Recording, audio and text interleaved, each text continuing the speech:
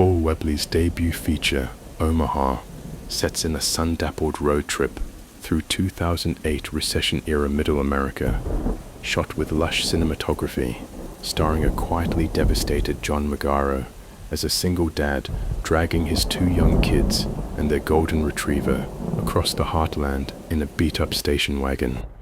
The kids don't know why they're going to Nebraska. The audience figures it out pretty quickly.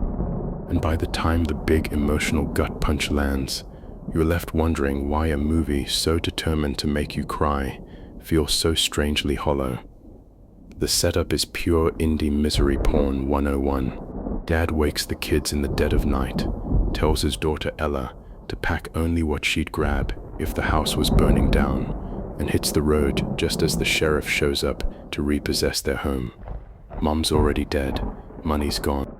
The safe haven law in Nebraska looms like a grim punchline no one wants to say out loud.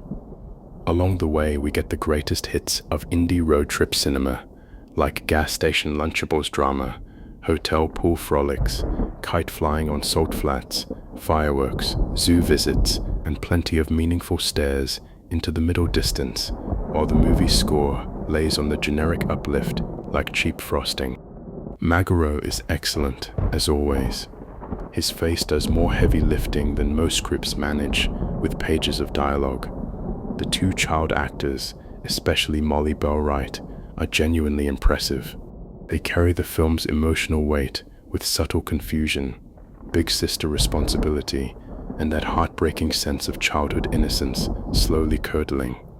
Their chemistry feels real. The dog is adorable. The cinematography is often quite lovely. And yet the whole thing plays like a paint-by-numbers emotional manipulation machine. Every happy moment is immediately followed by a sad one, over and over, like clockwork, with lens flares, slow-motion montages, and oddly mismatched needle drops that yank you right out of whatever fragile mood the film was building. The script withholds the central premise so long it stops feeling like suspense and starts feeling like lazy withholding, only to reveal something that was telegraphed from the opening credits. The biggest sin isn't the subject matter. The problem is how Omaha handles it. It lacks the quiet honesty, the messy humanity, or the gut punch restraint. The movie doesn't trust the material or the audience enough to let the pain breathe. It has to underline everything and make sure you feel the empathy.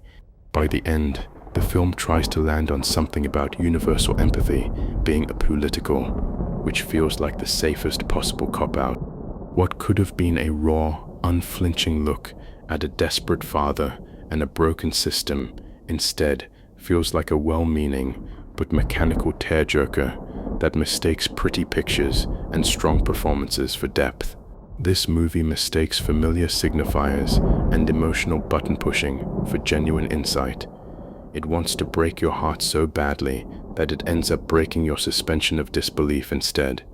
Overall, we do not recommend this movie at all.